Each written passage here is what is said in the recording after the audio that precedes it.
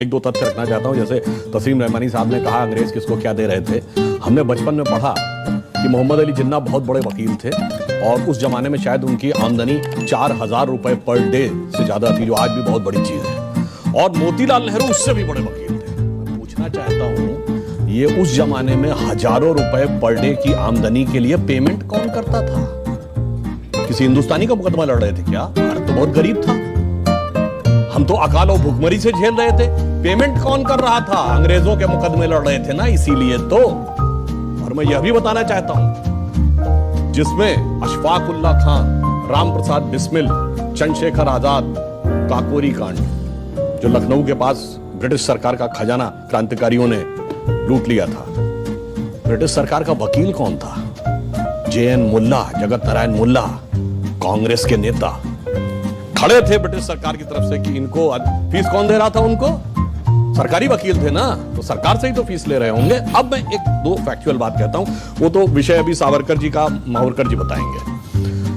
मैं एक बात कोट करता हूं। बहुत बड़े एक साहित्यकार हुए VS नायपॉल, जिनको 2003 में नोबेल पुरस्कार मिला है अपनी किताब अमंग द बिलीवर्स के लिए। उन्होंने बहुत पहले एक किताब लिखी, इंडिया द वुंडेड सिविलाइजेशन। उन्होंने कहा भारत दुनिया का एक विचित्र देश है, एकमात्र देश है जहां राष्ट्रवाद को बढ़ाने वाला नहीं, राष्ट्रवाद को कमजोर करने वाला इतिहास पढ़ाया जाता है। नंबर 2, उन्होंने कहा ये एकमात्र देश है जो अपने लिखे इतिहास को ऑथेंटिक नहीं मानता, दूसरों के लिखे इतिहास को ऑथेंटिक मानता। उन्होंने कहा ब्रिटेन में जाइए, कोई ब्रिटिश, फ्रेंच या जर्मन के लिखे इतिहास को नहीं मानता, कोई जर्मन, इटालियन या स्पेनिश के लिखे इतिहास को नहीं मानता। कहा उससे भी बड़ा आश्चर्य यह है कि ये विदेशियों के लिखे इतिहास को ही प्रामाणिक नहीं मानता है, जिन्होंने इस पे हुकूमत की, जो इसके दुश्मन थे, उन दुश्मनों के लिखे हुए इतिहास को प्रामाणिक मानता है। कहता है इससे बड़ा दुर्भाग्य किसी देश का नहीं हो सकता। अब मैं बताता हूं उसमें हुआ क्या।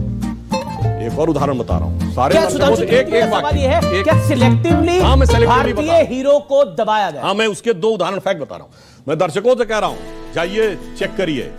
एक KGB के जासूस था जिसका नाम था यूरी बेजनेव, जो भारत में पत्रकार बनकर 70 के दशक में रहता था। उसके संस्मरण पढ़िए। उसने लिखा, हमें एजेंडा दिया गया था कि भारत की संस्कृति को कैसे तबाह करना है और उसके लिए हम क्या क्या कर रहे थे। जो बात इन्होंने कहा कि नूरुल हसन साहब बने तो उसके बाद क्या हुआ वो छोड़िए। अब मैं एक उदाहरण बताता हूं।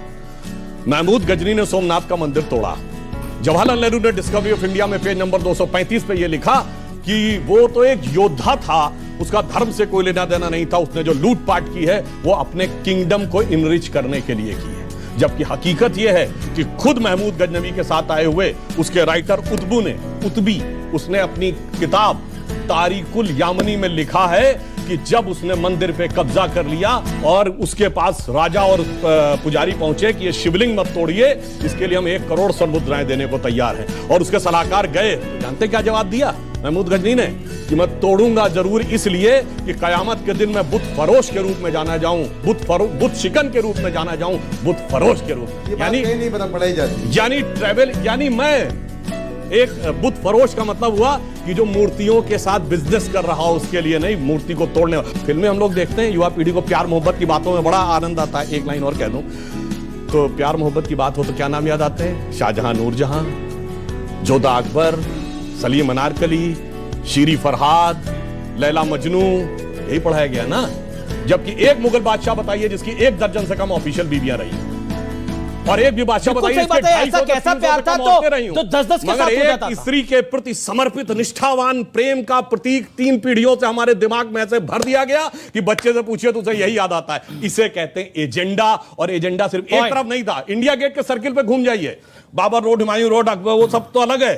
आपको मानसिंह रोड भी मिल जाएगी, मगर राणा प्रताप रोड नहीं मिलेगी।